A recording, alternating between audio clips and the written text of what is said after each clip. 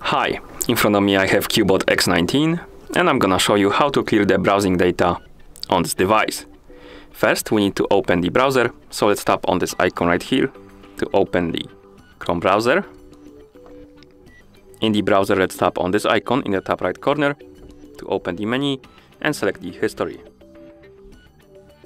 Here we can remove the sites from the history by tapping the X button next to them, like this, to remove them one by one, or you can tap on Clear Browsing Data, select between Basic or Advanced.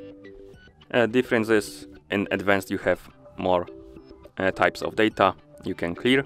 You can check more types of data basically.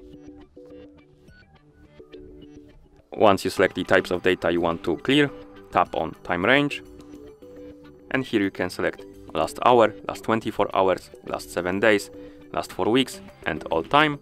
I'm gonna select all time, for example, and then tap on Clear Data. And as you can see, the history was removed.